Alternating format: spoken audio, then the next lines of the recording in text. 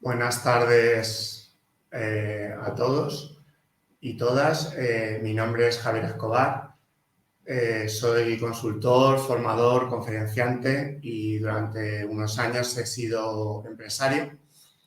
Y en este webinar vamos a hablar de algo en lo que se habla poco en el mundo de los negocios. Vamos a hablar del fracaso. Vamos a hablar en concreto de mi fracaso. El fracaso en los negocios es un tema tabú y vamos a intentar normalizarlo. La ponencia de hoy tiene, digamos, tres partes. En la primera parte voy a contar mi historia, un poco desde un punto de vista más emocional, lo que me ha pasado como empresario. En la segunda parte vamos a analizar problemas que llevan a las empresas al cierre, los vamos a ir comentando. También vamos a hablar de cómo está actualmente la legislación para el concurso de acreedores y la segunda oportunidad, pero todo de una manera muy desde el punto de vista de la empresa, del empresario en mi caso. No me voy a meter a profundizar cuestiones legales porque tampoco soy abogado, no tengo la formación para hacer ese tipo de explicaciones. Y en la última parte lo que voy a hacer es, abrir un turno de preguntas y estaré encantado de resolveros todas vuestras dudas, curiosidades y nada, me gustaría que me hicierais llegar preguntas porque también enriquece más. Yo he preparado una presentación, pero luego me gusta mucho compartir con vosotros y resolveros dudas. Los objetivos ya los habréis visto publicados en la web. Vamos a conocer los errores que llevan a las empresas al cierre, vamos a aprender cosas de derecho concursal, vamos a diferenciar la teoría de la realidad. Es una cosa a la que me estoy enfrentando bastante, como la legislación dice una cosa, ¿no? La teoría dice una cosa, pero luego en la realidad vemos que no es así. Vamos a intentar, a través de la charla de hoy, pues normalizar el fracaso empresarial y también visibilizar aspectos de la salud mental en el mundo de la empresa, que creo que también es otro tema tabú. Bueno, pues voy a resumir mi historia, 10 años de empresario, pues lo voy a resumir a través de unos fotogramas de unas películas que he elegido. En enero de 2014, hace ahora 10 años y un mes, decido montar una empresa. Yo tenía una experiencia previa como controller de operaciones internacionales en una empresa. Realizaba auditorías de gestión, hacía informes, digamos que monitorizaba la actividad exterior de la empresa y hacía unos informes para que la dirección tuviera controladas las inversiones en el extranjero de la empresa.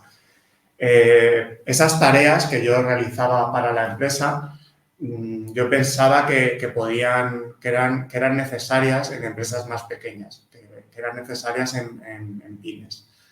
Entonces, la idea del negocio fue acercar esa figura. La empresa que yo creé se llamaba KPI Controllers, yo había trabajado de controller y lo que intenté es acercar la figura del controller a pequeñas empresas, ¿vale? A pymes. Yo creía que era muy necesario, lo que pasa es que una empresa pequeña pues no iba a tener el tamaño para tener un controller en plantilla, entonces externalizar los servicios o hacer uso de servicios individuales que puede prestar un controller en su conocimiento. Entonces, pues monto la empresa con mucha ilusión, monto la empresa solo, capital mínimo, me vengo a una oficina y peleando. El primer año es muy complicado, solo facturo 800 euros en todo 2014.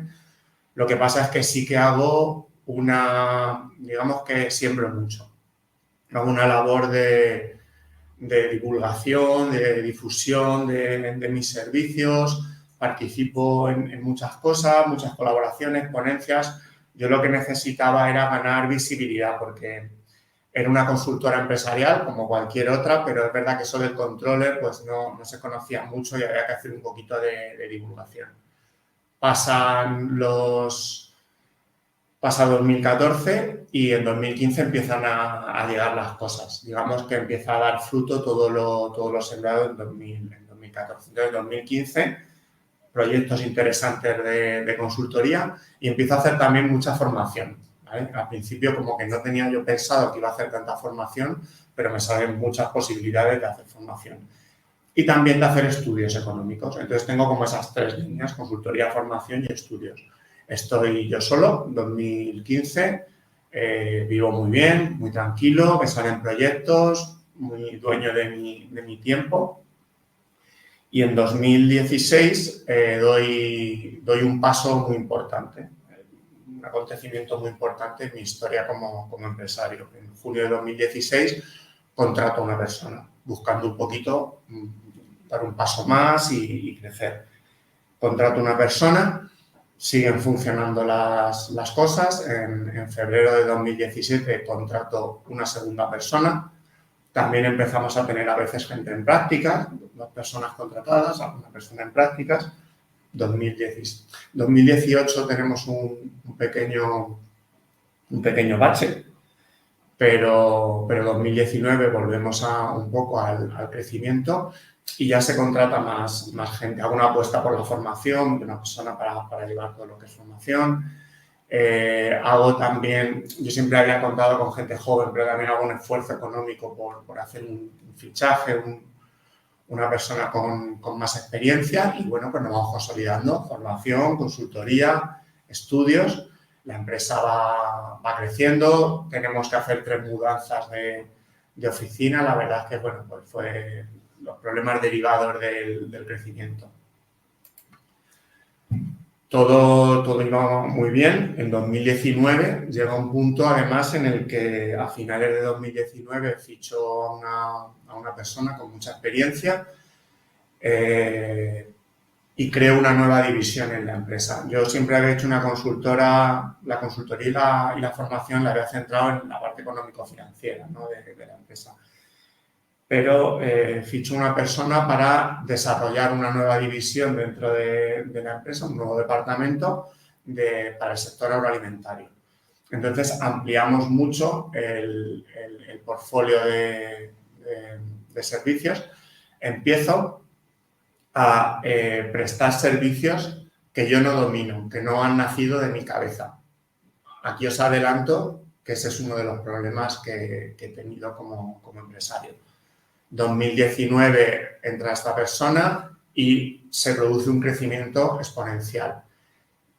A pesar de la pandemia, estamos hablando de diciembre de 2019, a pesar de la pandemia, que llegó en febrero-marzo de 2020, bueno, hicimos un esfuerzo, nos mantuvimos a flote, prestamos servicios. Quizá hubo otro error de esos meses, un poco de incertidumbre, no haber hecho un ERTE o no haber hecho algún pequeño ajuste, pero bueno, yo estaba, digamos, en crecimiento y yo tenía esa sensación de que estaba invirtiendo y que todo iba a tener un retorno. Entonces, sorprendentemente, en 2020 lo pasamos muy bien y la empresa pasa de 6 trabajadores con los que pudimos cerrar en 2019 a cerrar, por ejemplo, 2022 probablemente con 16, 18 trabajadores. Hay un crecimiento muy importante en las ventas, hay un crecimiento muy importante en la plantilla, crecen las líneas de negocio, el portfolio, también tenemos muchos colaboradores externos, el servicio no solo lo prestamos con recurso interno, también colaboramos con muchos freelance y entonces, bueno, de puertas para afuera es un caso de éxito, ¿no? La gente percibe la empresa como un éxito empresarial. Madre mía, esta empresa, lo que ha crecido, que esta empresa que creó este chico solo y qué empresa más grande tiene ahora. Rozamos el 1 millón de euros de facturación en 2022. 16, 18 trabajadores, otras 2 nuevas mudanzas de oficina en este periodo 2019-2022. Entonces, todo era bonito. Una visibilidad brutal en LinkedIn, acuerdos de colaboración con organizaciones muy importantes a nivel nacional, organizaciones agroalimentarias, clientes muy importantes de la industria agroalimentaria. Realizamos seminarios, webinars todos los días, bueno, una cosa espectacular, la verdad. Pero, aquí viene el pero, ya os digo que de puertas para afuera todo parecía bonito, pero bueno, nos estábamos acercando al iceberg. Había algunos problemas. Algunos de los problemas estaban perfectamente identificados y se estaban intentando corregir. Otros no estaban tan claros y digamos que me di cuenta a posteriori.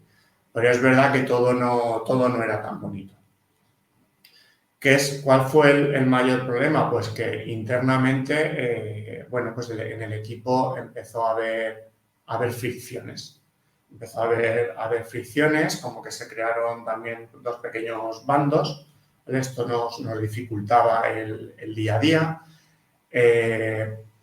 Había una persona en el equipo que quemaba mucho al resto. Yo recibía muchas críticas y muchas presiones para corregir la situación, pero al final es verdad que en el día a día muchas veces no podíamos tratar las cosas. Entonces, bueno, pues el tema, digamos, de la relación personal se fue enquistando.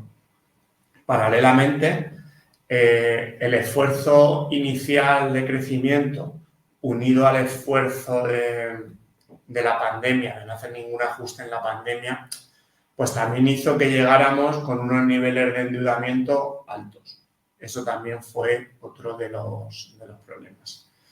Luego también, como os he comentado, pues al final yo intentaba monitorizar toda la actividad de la empresa, pero yo al final vengo de esa consultoría económico-financiera, entonces estábamos prestando servicios y haciendo cursos de cosas que yo no dominaba, entonces me costaba monitorizar.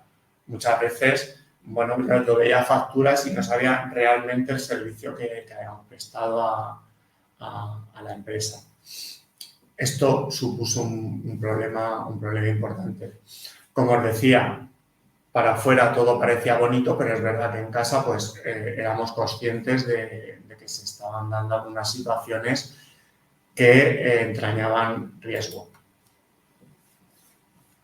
Con todo esto, como os he comentado antes, esta persona que quemaba un poco al equipo, llegó un punto que la situación se hizo insoportable.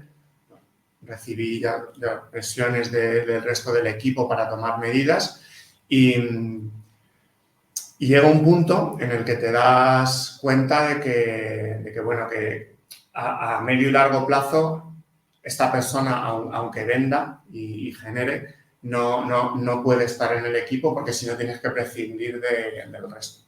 Entonces, un tema personal con el equipo, también un tema personal conmigo, no estábamos a gusto. Esa persona entra con un rango de dirección muy importante y no estábamos a gusto. Al final, el tema de los directivos, la confianza es muy importante.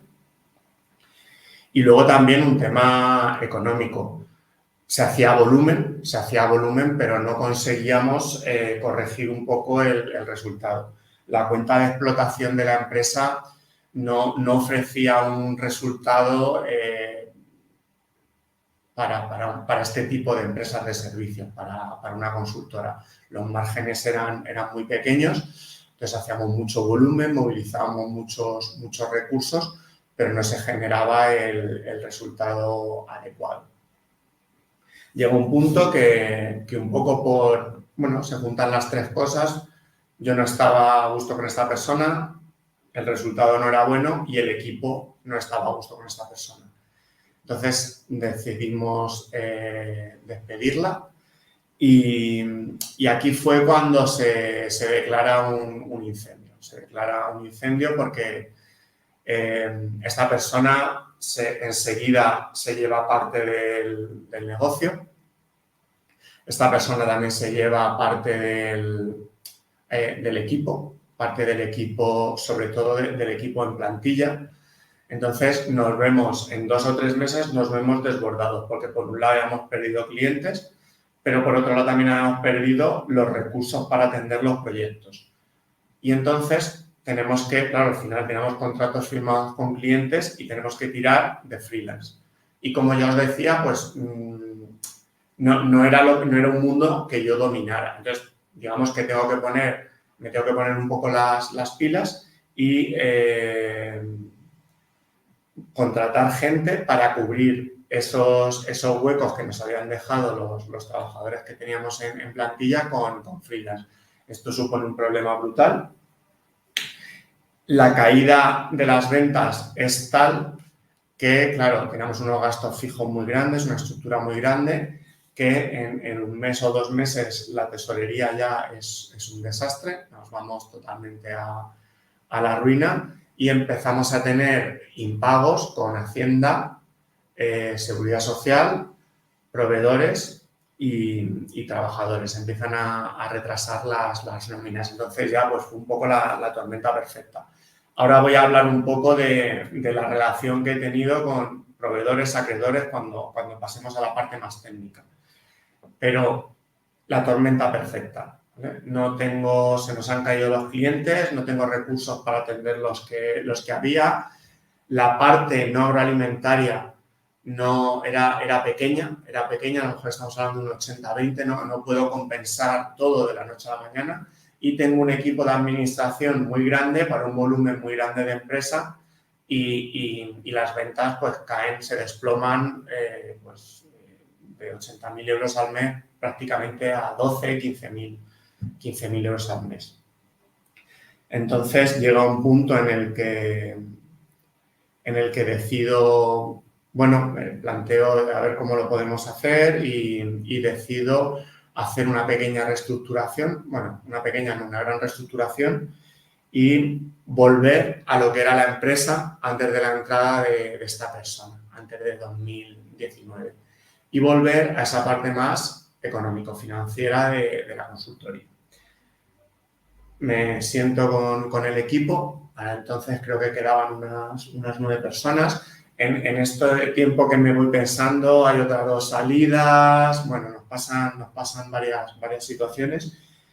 Estamos 9 personas y elijo 4. De las 4 que explico la situación a toda la empresa, la gente más o menos lo entiende, se lo esperaba, pues es algo que ya pasaba. Hacemos unas salidas negociadas, la gente que se iba afuera, intentando quedar bien con todo el mundo. Y de la gente que elijo que se quede, al final eliges como tus lugartenientes, a tu gente de confianza. Pues una de las personas ya estaba haciendo entrevistas y se va a la semana. Cuando yo he elegido, digo, me quedo con estos 4. Una de esas personas se va a la semana y otras 2 personas, viendo que esta persona se va, yo creo que también se vienen abajo y ya la moral se hunde y deciden también irse. Entonces me veo con un trabajador, solo con un trabajador, que además está con una baja de paternidad. Empezamos enero o terminamos diciembre de 2022 con 18 o 17 trabajadores y me veo en abril con un trabajador que está con una baja de paternidad. ¿Vale? Paralelo a los trabajadores, a la plantilla, yo también tenía unos socios, unos colaboradores, estaba en distintos proyectos. Pues también, al ver todo lo que me estaba pasando, al principio como que sí que te escuchan, te apoyan, estamos contigo, pero luego piensan que eres la manzana podrida que hay que quitar del cesto. Yo, a ver, estamos en una situación de deuda, pero con este segundo bloque de gente no tenía ninguna deuda ni pedí ningún dinero. Lo único, bueno, pues les expuse mi situación por ser transparente y ya os digo, de primeras la gente muy buenas, pero luego pues ven que le puede haber un efecto contagio y que no quieren tener un socio, un colaborador, un colega que se va a ir a la ruina, que se va a ir a un concurso de acreedores. Vamos a hablar luego del estigma social del concurso de acreedores. Pongo esta imagen porque después de todos los meses que han pasado, me gusta contarlo como metáfora porque yo me creía el rey Leónidas y pensaba que los espartanos iban a venir a ayudarme a luchar contra Jerjes y los persas, pero cuando me vi mal, allí no había nadie. Yo he intentado siempre portarme bien con todo el mundo, he intentado portarme bien con los trabajadores. Había mucha gente joven a la que se le daba una oportunidad, había gente que entraba en prácticas y se quedaba, había otras 2 personas que tenían también eran mayores y también se les dio una oportunidad. Es verdad que me he centrado más en la contratación de gente joven, pero tampoco cerré la puerta a otra gente. Hubo gente incluso que se les dio una segunda vida profesional, que no venían del sector y se hizo esa apuesta. Con socios y colaboradores también al principio pues también se hicieron muchos esfuerzos, mucho trabajo sin retorno. Yo pensaba que a lo mejor esta gente no lo ve así, pero yo pensaba que me había portado bien con la gente. Y yo pensaba que como me había portado bien con la gente, cuando me viera mal, la gente, pues, de algún modo me iba a responder. Y no me respondieron. La verdad es que me vi muy solo. Entonces, aparte de todo el problema, digamos, meramente legal y económico que ahora vamos a analizar, pues me veo muy solo y entonces el hundimiento moral es grande, ¿no? La sensación de soledad es muy grande y es muy duro y es algo con lo que sigo lidiando. Todos estos meses, desde que ya decido, lógicamente, la situación es insostenible, decido presentar el concurso de acreedores, todos estos meses me he dedicado a parar golpes. Se debe dinero a la gente, al final un concurso de acreedores es eso, lo solicitas, tienes una situación de insolvencia, no puedes hacer frente a los pagos inmediatos, entonces me dedico a parar golpes. Yo he explicado la situación a mucha gente, hay gente que la ha entendido, hay gente que quiere ir a por mí, quiere mi cabeza colgada en la plaza del pueblo, más comprensivos, menos comprensivos, hay gente que está dispuesta a ayudarte, hay gente que no te estigmatiza, pero es verdad que en general pues paro muchos golpes. He tenido que soportar alguna amenaza, incluso de gente que vamos a ir y vamos a hablar, un poco subido de tono. He tenido que soportar frasecitas que no me han ayudado. No, si yo ya sabía que tú lo que estabas construyendo tú era un castillo de naipes y que eso tenía caducidad. O como te declares en concurso de acreedores vas a tener muchos problemas para trabajar porque aquí, frasecitas de estas he tenido que soportar mucho. Entonces está parando muchos golpes. Sigo parando golpes, pero es verdad que digamos que ahora estoy en una fase pues un poco más de reflexión de todo lo que me ha pasado. Aquí sí que quiero hablar sin considerarlo un tabú de la salud mental, ¿vale? Se habla mucho de la salud mental en la empresa, pero casi siempre hablamos de la salud mental en la empresa pensando mucho en los trabajadores, pero no escucho mucho la salud mental del empresario. El empresario también es una persona y la salud mental del empresario también es importante. He tenido que soportar críticas, o sea, se me ha ridiculizado por hablar públicamente de la salud mental en la empresa.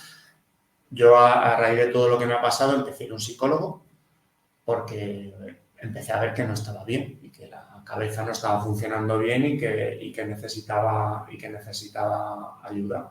Entonces, bueno, pues con esto también se me ha estigmatizado un poco. Hay determinados círculos empresariales en los que no puedes decir que has sido un psicólogo. Esto es así. Estoy en un proceso de reflexión también en el que no sé si de abandonar totalmente mi vida como emprendedor y buscar un trabajo.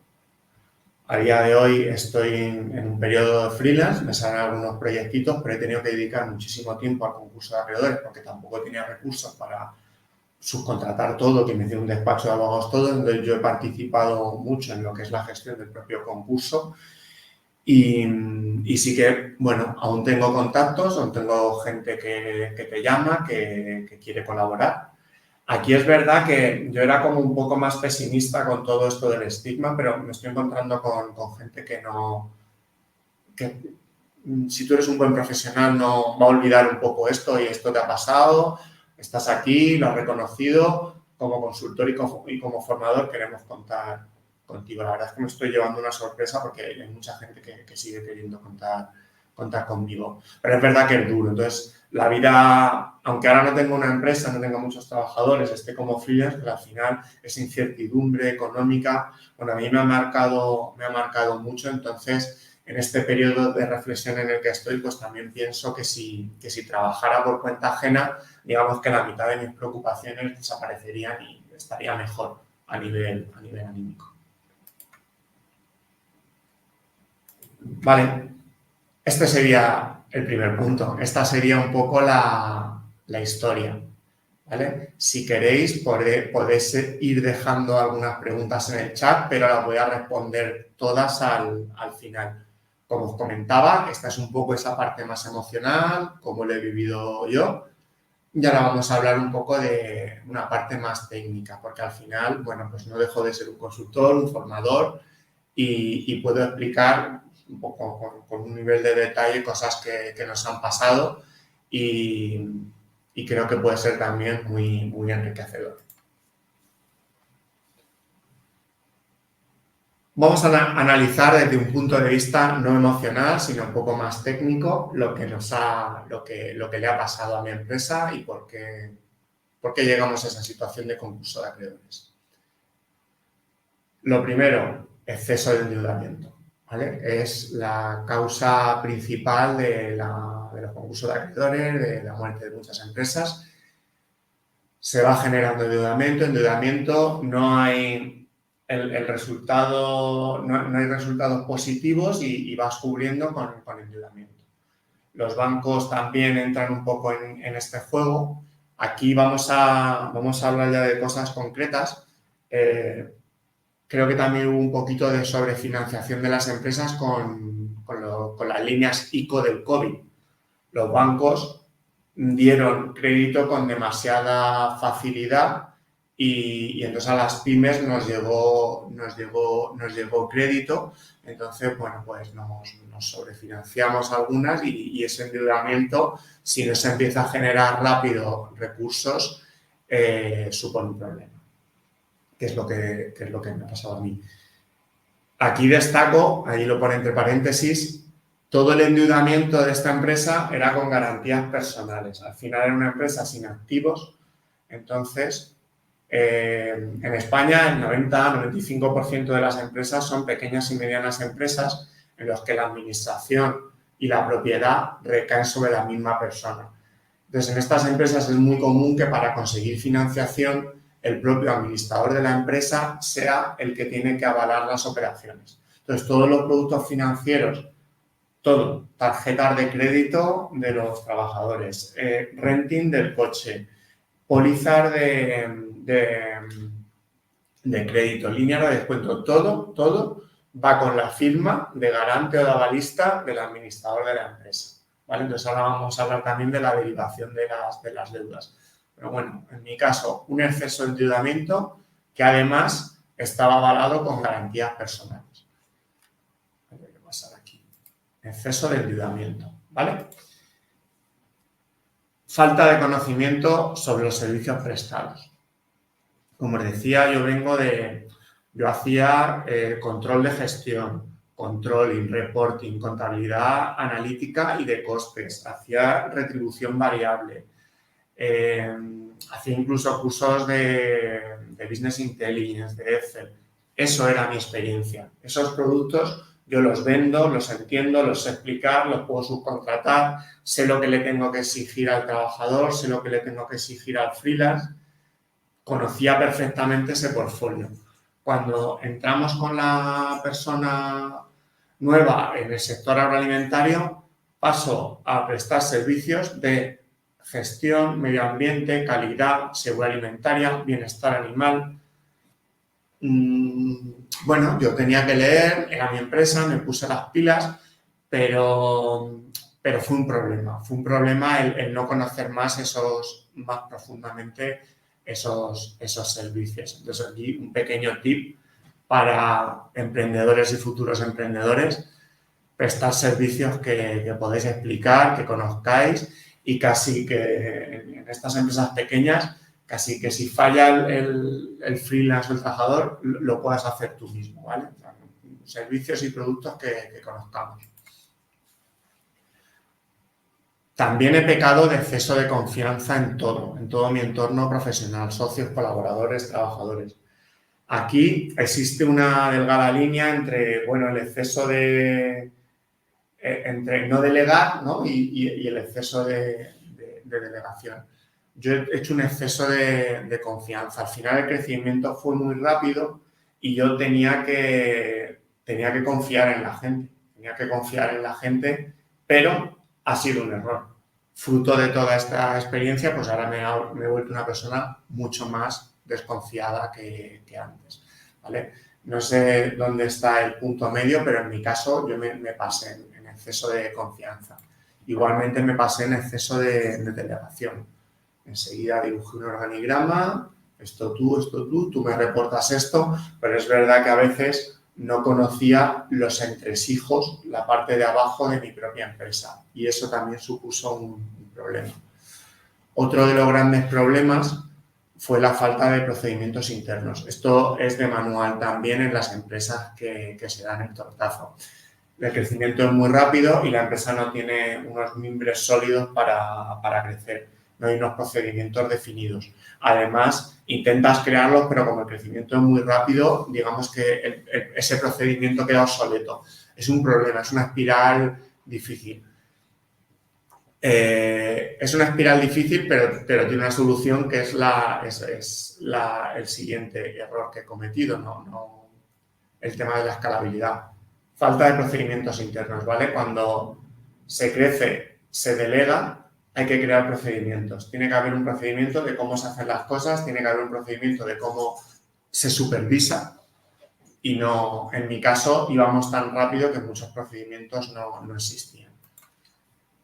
Fundamental, escalabilidad. Es muy bonito crecer rápido, crecer de la noche a la mañana. En 2019 cerramos con 150.000 euros, 2022 rozamos el 1.000.000 de euros, es muy bonito, qué bien, todo lo que ha crecido la empresa. No, eso es un error.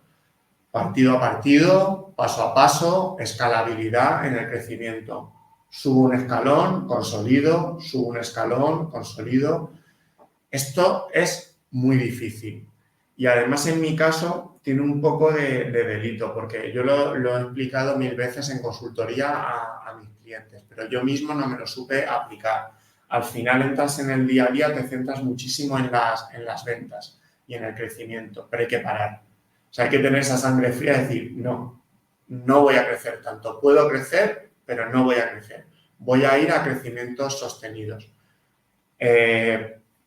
No quiero poner un número al crecimiento, pero es verdad que los crecimientos de 2 cifras suelen generar bastantes problemas. Nosotros hubo un año que creo un 70% el crecimiento de facturación. Entonces, crecimiento de facturación en trabajadores, número de empleados, bueno, eso lo desaconsejo totalmente para emprendedores y futuros emprendedores.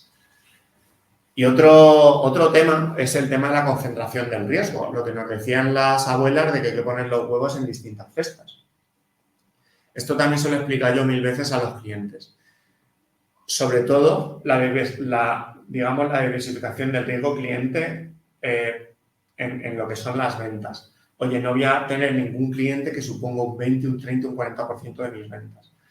No era nuestro caso porque al final el cliente que más facturación hizo quizá no llegaba ni al 3% de las ventas. Digamos que teníamos muy atomizada la cartera, que eso es genial, pero sí que teníamos más del 80% de las ventas en agroalimentaria y además con la dependencia de esta persona que lideraba el área y no había un recambio rápido, ¿vale? No había un recambio rápido, entonces sí que teníamos todos los huevos o casi todos los huevos en la misma cesta y fue un problema. Bien, hemos visto esa parte emocional, hemos visto los errores un poco desde un punto de vista más técnico. Vamos a ver ahora esto, pues, con lo que he tenido que lidiar las últimas semanas y los últimos meses. El tema del concurso de acreedores. En septiembre de 2022 hay una reforma de la ley concursal. Bueno, yo voy, me reúno con varios despachos, al final decido trabajar con uno de ellos y el papel pues también todo lo soporta, todo te lo explican muy bien. Mira que hay una reforma de la ley concursal, un procedimiento especial para microempresas, esto es así, no te preocupes, esto lo vamos a hacer así. Eso es la teoría, la realidad, lo vamos a ver en la diapositiva, no es esa. Sí que es verdad que existe este proceso, sí que es verdad que se traza un plan y que si salen las cosas bien, bueno, pues puedes salir airoso, entre comillas, de la situación y que puede ir rápido, pero te vas a encontrar un montón de obstáculos en el camino. O sea, por mucho que traces un plan, esto va a tener siempre muchas aristas y te vas a encontrar con muchos obstáculos en el camino. Uno de los que me estoy dando cuenta últimamente, aparte de hablar un poco del fracaso empresarial en LinkedIn, estoy también haciendo un poco de divulgación de todo lo que tiene que ver con los concursos de acreedores. Y todas las mañanas consulto los concursos publicados y leo noticias acerca de... Claro, esta reforma lo que hizo fue un llamamiento a los concursos de personas físicas. Entonces, todos los concursos de personas físicas se han multiplicado por, no sé exactamente, por muchísimo, pero suponen el 80% de los concursos totales. Entonces, están colapsando los juzgados mercantiles. Entonces, los jueces, esos juzgados mercantiles, están desbordados con concursos de personas físicas y no están siendo ágiles con los de las empresas.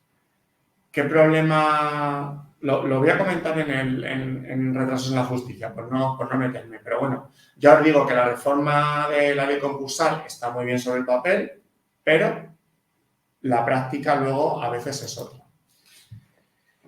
En mi caso, es un concurso sin masa, que también hace que sea más sencillo. ¿Qué es un concurso sin masa? Es un concurso en el que la empresa no tiene activos suficientes para atender a los pasivos. No hay masa patrimonial, ¿vale? Pasa en un montón de pymes. Hay empresas que hay empresas que a lo mejor sí que tienen, por ejemplo, una empresa industrial, pues sí que tiene una nave, un polígono, entonces la nave ya es un activo, entonces no se pueden acoger a esta vía de concurso sin masa porque existen activos que podrían compensar la deuda con los proveedores. Lógicamente, un concurso sin masa, pues igual, en teoría, es mucho más rápido. Con la reforma de la ley concursal, los concursos sin masa, en mi caso, ha sido un concurso en el que no ha habido nombramiento de administrador concursal, ¿vale? El juzgado revisa la documentación, se preparan un montón de documentación con las deudas, la contabilidad y se hace una memoria. El juzgado revisa la documentación y si no encuentra ningún indicio de culpabilidad ni nada raro, publican el BOE y a partir de ahí hay 15 días para que los trabajadores ejerzan un poco su derecho no sé exactamente cómo lo llaman, de oposición, pueden recurrir el concurso. Si algún proveedor o acreedor lo recurre, tendría que proponer el nombramiento del administrador concursal y sufragar los gastos. Entonces, en esos 15 días, Bueno, la gente puede presentarse al concurso. Si pasan esos 15 días, es un procedimiento rápido, digamos, que se da por concluido el concurso. Se publica y se da por concluido. Si todo sale bien, la calificación del concurso es no culpable. No culpable quiere decir que no podemos culpabilizar al administrador del devenir de la empresa. Lógicamente, la responsabilidad han sido decisiones suyas, pero bueno, el juzgado entiende que no ha habido mala fe, ni ha habido un alzamiento de bienes, ni ha habido por ahí ninguna cosa rara. Y entonces, la empresa, digamos, que en teoría se exoneraría de las deudas. ¿Qué es lo que pasa? Esto es lo que os digo de la teoría. Aunque la calificación del concurso no sea culpable, hay ciertos proveedores que van a intentar derivar la deuda al administrador. Ahora lo vamos a comentar también.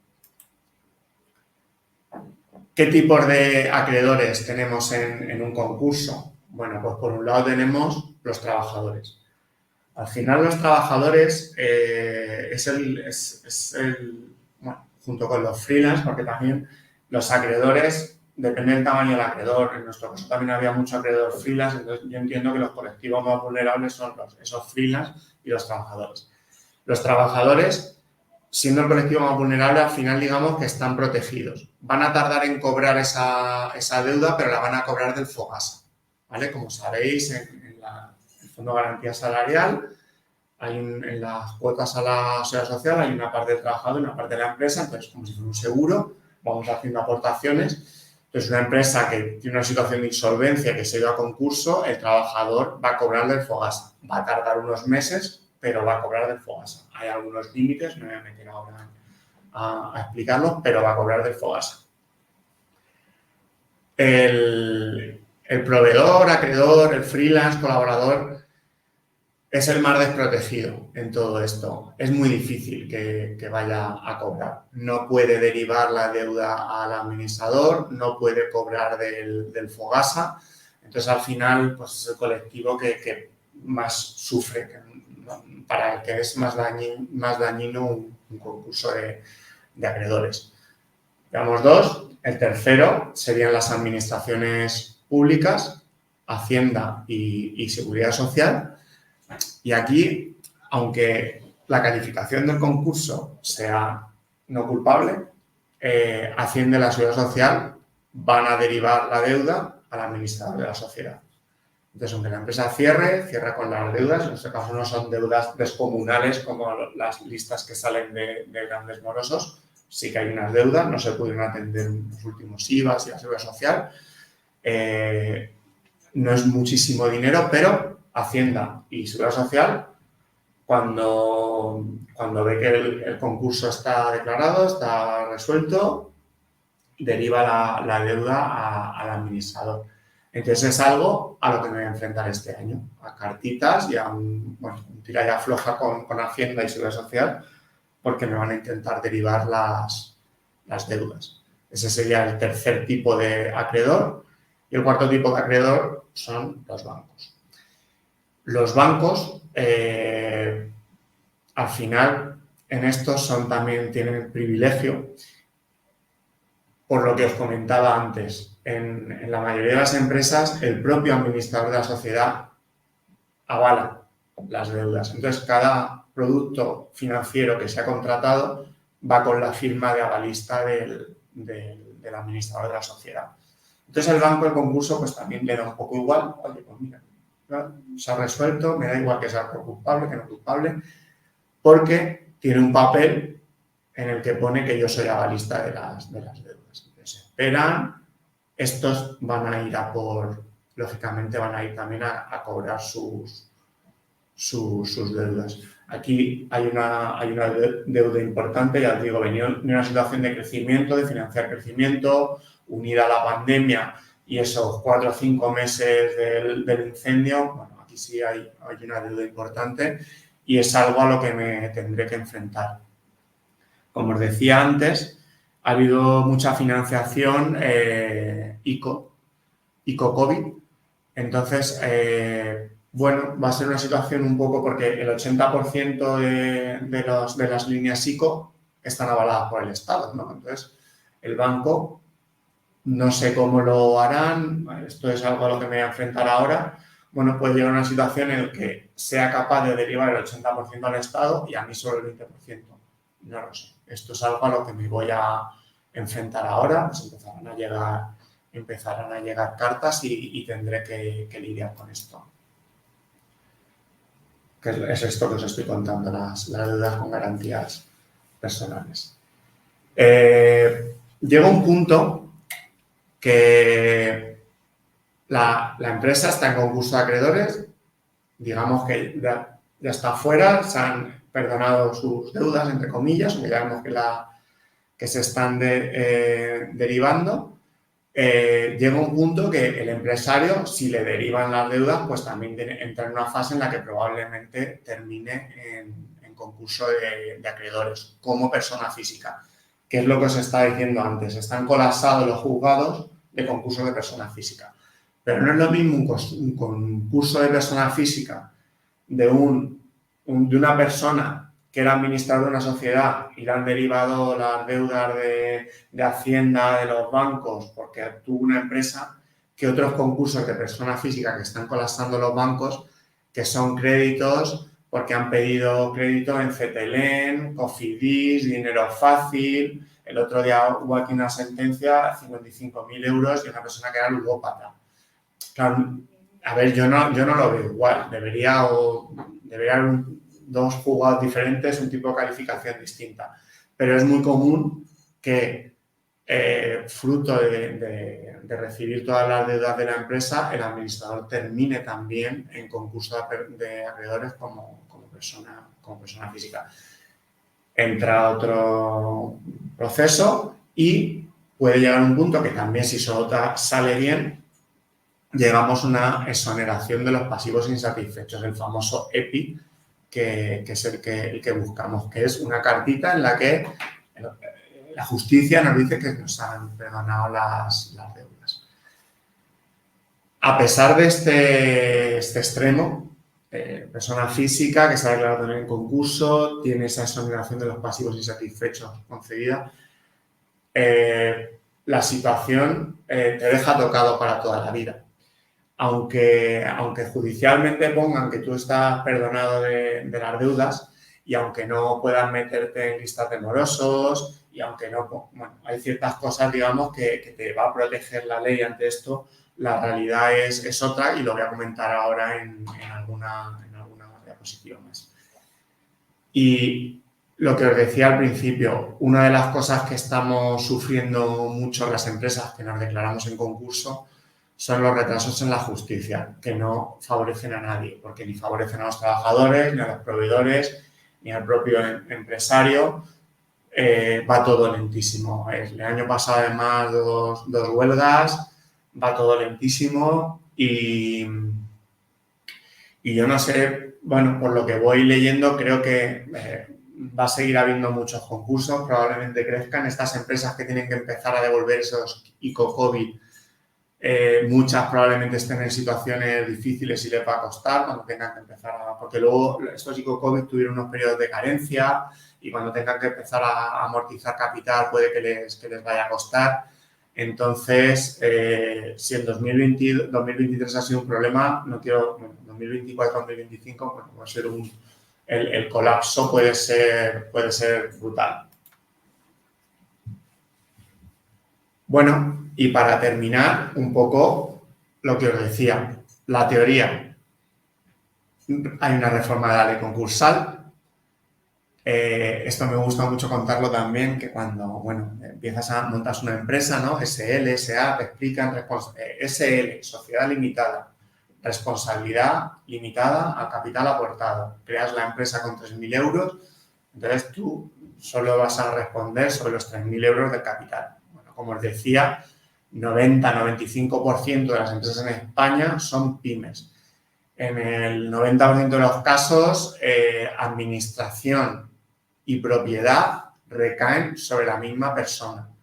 Entonces, esos 3.000 euros de capital social iniciales para crear la empresa Yo los puse en su día, en 2014, pero soy el administrador de la sociedad.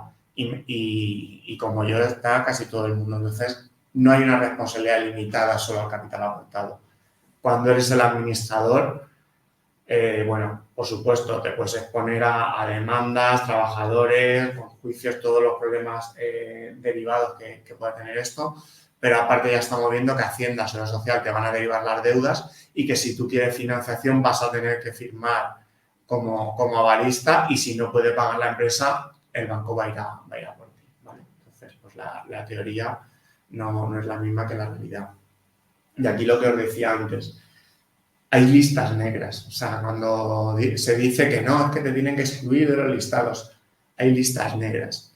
Y en una ciudad como Albacete, en la que vivo yo, el propio estigma de con este no quiero trabajar, ¿no? A nivel profesional, yo estoy seguro que a mí me va a costar hasta una tarjeta de crédito. O sea, hasta renovar una tarjeta de crédito porque los bancos hablan entre ellos, además en sitios pequeños, este ha sido cliente tuyo, este lo llamo, al final es historial, no hay un borrón, no hay un reset.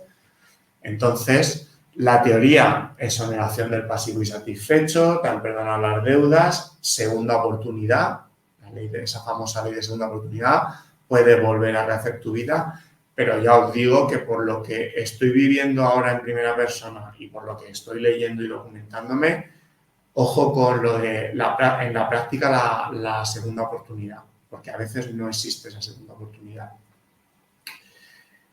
Como os decía, voy a tener dificultades para obtener créditos personales, por supuesto, y también profesionales. Entonces, ¿qué es lo que pasa? Claro, al final, ese estigma y esa dificultad de financiación también hace que yo vaya a desistir. O sea, yo no voy a... Yo es verdad que si ahora iniciara un nuevo proyecto empresarial o quisiera volver a... Tengo muchísima más experiencia profesional, muchísima más experiencia como director. No cometería los mismos errores que os he puesto en la pantalla. O sea, yo ahora mismo, digamos que soy un empresario más sólido, más fiable, pero como existe ese estigma social y como además voy a tener mucha dificultad para obtener financiación, bueno, pues me voy a pensar 2 veces o 3 el volver a emprender porque va a ser muy difícil. Esto en las culturas anglosajonas no es así. Esto es mucho de las culturas latinas. El tema del estigma social. Leí hace poco que en Estados Unidos hay gente que incluso en el currículum pone que la empresa dio en suspensión de pagos y es algo normal, es una experiencia que ha vivido. Además, en la cultura anglosajona se ve como algo de valor, ¿no? El haberte llevado el tortazo se ve como, joder, esta persona está curtida, no va a cometer esos fallos, es más sólida, es más fiable por haber... es un tema también cultural. En España, desde luego, el estigma social existe y va a costar, ¿vale? Si yo quiero seguir, va a costar. Y además eso, hay puertas que automáticamente se me han cerrado y va a costar muchísimo volver a emprender. Bueno, para terminar mi exposición y antes de empezar con el turno de preguntas, os dejo aquí con la famosa frase del éxito de Churchill y os doy a todos las gracias por vuestra atención. Vamos a pasarnos al chat. Voy a ir leyendo las preguntas y resolviendo todas las cuestiones que tengáis.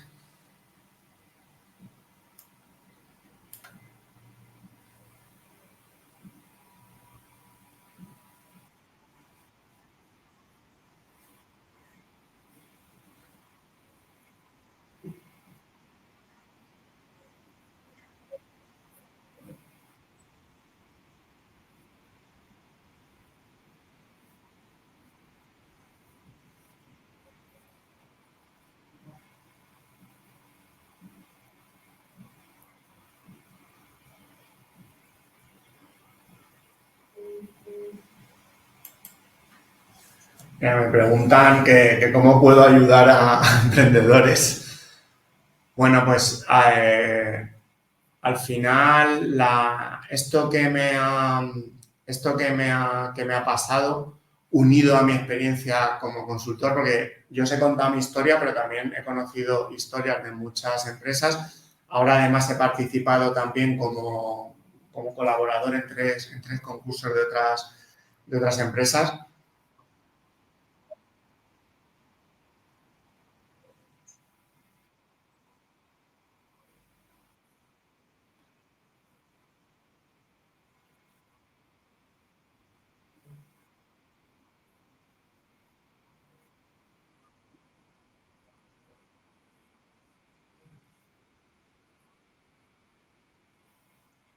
Un segundo, pero estaba llegando con retardo eh, la forma que tengo de ayudar es contar la experiencia, hablar de los errores, identificarlos, que la gente no los vuelva a cometer y es la forma que tengo para ayudar.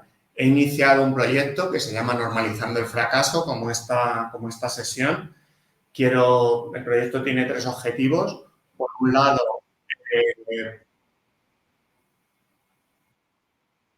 está...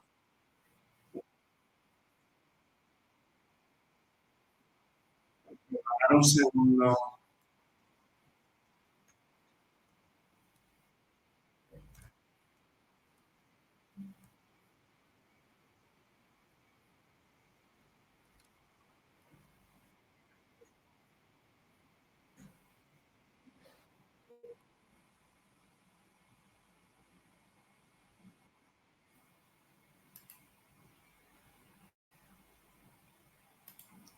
Ay, perdonad, no sé qué pasa, pero me oigo dos veces. Voy a terminar de hacer la respuesta.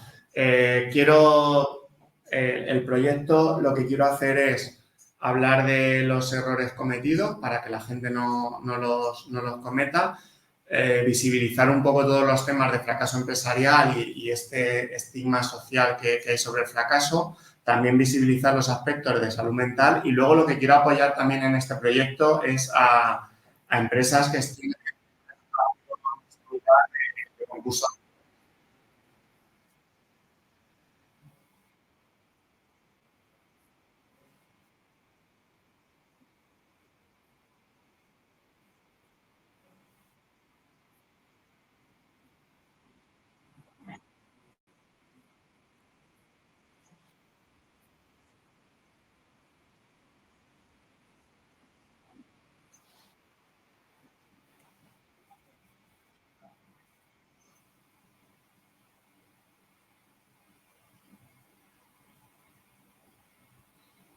Domingo también pregunta que qué podemos hacer para cambiar esto en este país.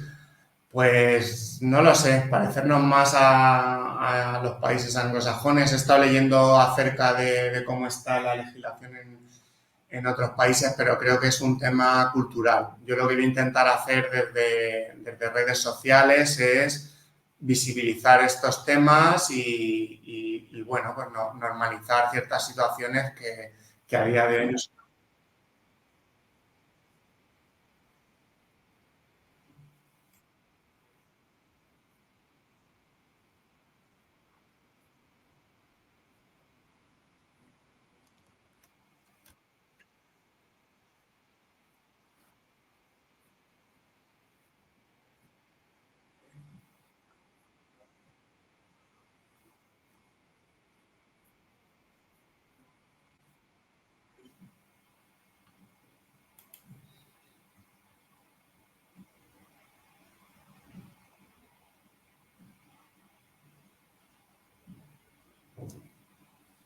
Vale. Tenemos ahí otra pregunta de Noemí. Sí, quizá habiendo gestionado mejor el equipo, mmm, bueno, esto hubiera salido mejor. Sí que creo que esta persona tenía que salir de la empresa porque no la íbamos a cambiar y nos iba a hacer un poco la vida imposible a todos, pero quizá haber hecho una transición más lenta, haber consolidado a otras figuras en la empresa. Yo creo que en la parte equipo, pues también probablemente he fallado.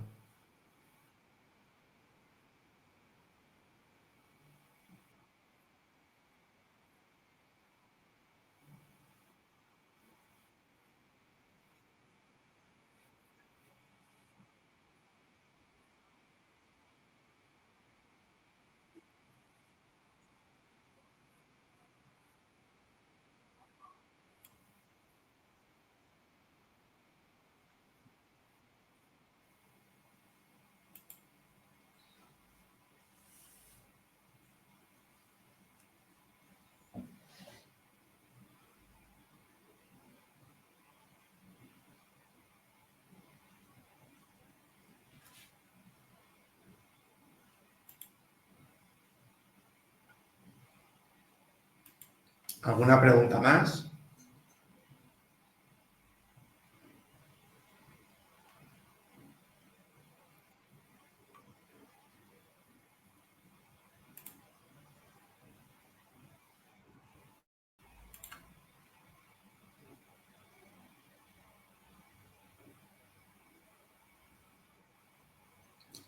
Aquí hay una pregunta de César. Si volvieras a empezar, ¿qué cosas no volverías a hacer? Por supuesto, las que os he dicho, no hacer un crecimiento nunca tan rápido, no sobreendeudarme. Al final son dos cosas que van relacionadas, no sobreendeudarme para crecer rápido y si sigo en la consultoría, centrarme en cosas que domine yo y que entienda.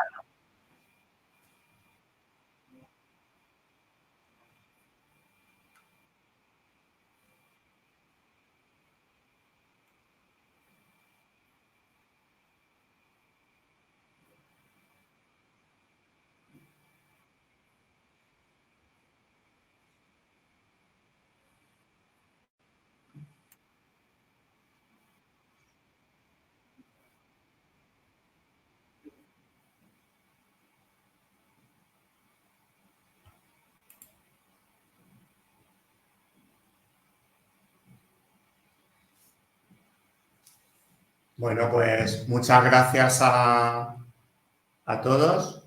Gracias también a los que habéis hecho sobre todo preguntas que me gustan mucho responderos.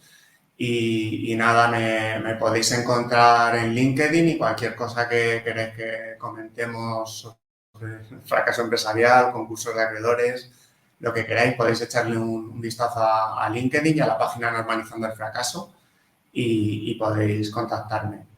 Muchísimas gracias.